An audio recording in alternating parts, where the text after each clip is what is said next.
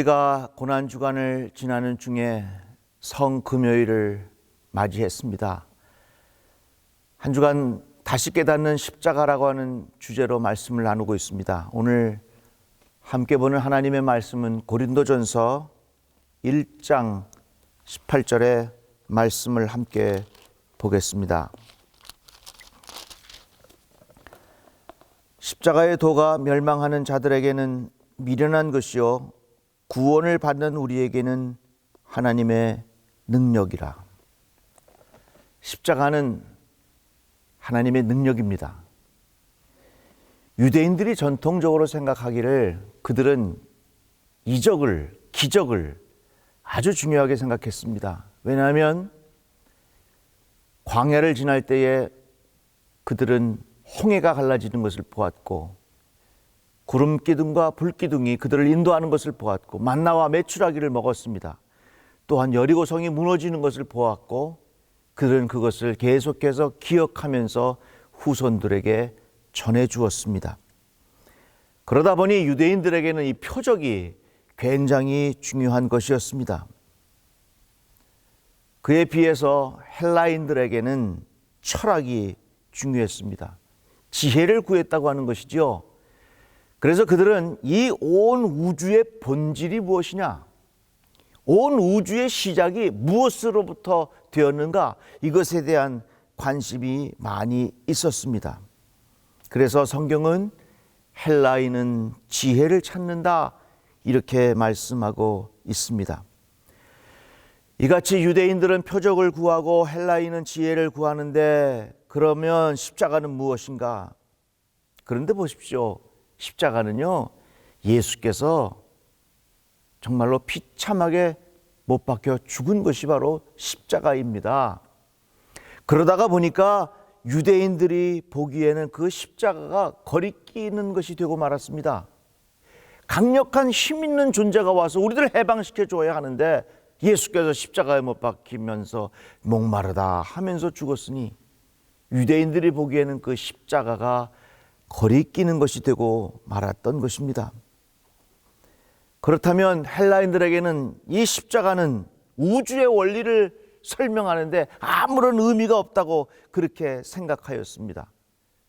그래서 이방인들에게는 이 십자가가 미련한 것처럼 보이게 된 것입니다. 그러나 사도 바울이 고백하기를 십자가의 도가 멸망하는 자에게는 미련한 것이요 구원을 받는 우리에게는 하나님의 능력이라. 십자가가 무엇입니까? 하나님의 능력이라고 하는 것입니다. 십자가가 거리끼는 것도 아니고 십자가가 미련한 것도 아니고 십자가가 무엇이냐? 하나님의 능력이라고 하는 것입니다. 그러면 왜 십자가가 어떻게 하나님의 능력이 되는가? 이렇게 설명해 볼 수 있습니다. 아프리카에 가면요, 야생동물을 볼 수 있는 넓은 초원이 있습니다.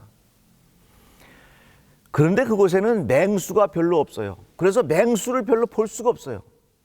그렇지만 임팔라와 같은 약한 동물들, 힘없는 동물들 얼마나 많이 있는지 모릅니다. 우리가 생각하기에 맹수가 그 힘없는 동물들을 다 잡아먹으면 그런 힘없는 동물들은 없어질 것이 마땅한데, 그런데 그렇지 않습니다. 오히려 약한 동물, 힘없는 동물들이 온 땅을 차지한 것을 볼 수가 있습니다. 성경의 말씀대로 온유한 자가 땅을 차지한다고 하는 그런 깊은 의미를 깨달을 수 있게 됩니다. 이 세상은요, 강한 자가 살아남는 것 같습니다. 강한 자가 세상을 차지하는 것 같습니다. 그러나 그렇지 않습니다. 한 알에 미리 떨어져 죽어야 수많은 열매를 거두는 것이 자연의 원리이고 그것이 바로 예수 그리스도의 십자가의 비밀인 것입니다. 더 이상 십자가는 거리끼는 것이 아닙니다. 더 이상 십자가는 미련한 것이 아닙니다. 십자가는 하나님의 능력이 그 안에 있다고 하는 것입니다. 세상의 많은 사람들은 이 십자가를 바라보면서 아무 일도 없는 것처럼 거리끼는 것처럼 미련한 것처럼 그렇게 생각하지만 역사를 보십시오.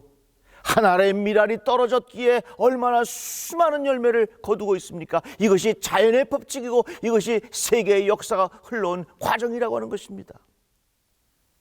우리는 예수 그리스도의 십자가를 바라보면서 그 안에 하나님의 능력이 있다는 것을 깨달아야 합니다.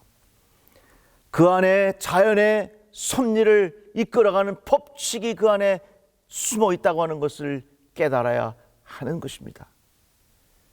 다시 깨닫는 십자가 안에 하나님의 능력이 있음을 분명히 깨닫고, 사랑하는 성도 여러분, 이 귀한 십자가를 든든히 붙잡고 살아가는 삶의 여정이 되기를 주의 이름으로 축복합니다.